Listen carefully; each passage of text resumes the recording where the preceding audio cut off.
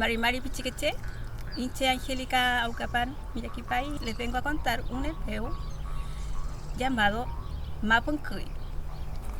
Mapuncuy está relacionado con los territorios y sus nombres. Hace mucho tiempo, las personas mapuches vivían en un territorio con mucha vegetación. En este territorio habían ríos llamados Leufú y lagos llamados Lafquén.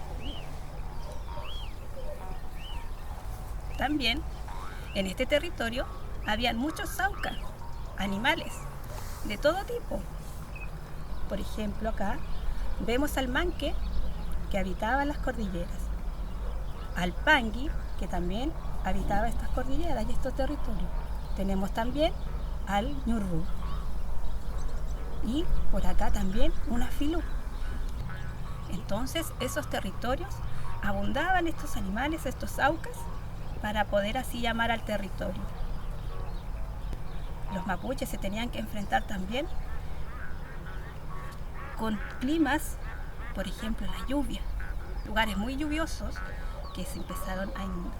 Y también encontrábamos lugares muy soleados, pero también con mucha nieve. Entonces las montañas se llenaban de nieves y esos lugares eran una característica principal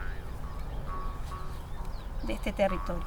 Entonces los mapuches le empezaron a llamar por eso.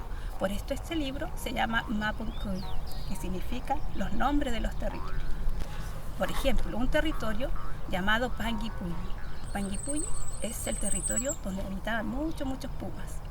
Entonces ahí quedaron los espíritus para al final llamarse Panguipulli, los espíritus de los panguis. Y ahora yo les pido que ustedes también busquen lugares que tengan nombres mapuches para así poder nombrarlos y entender finalmente por qué se llaman así.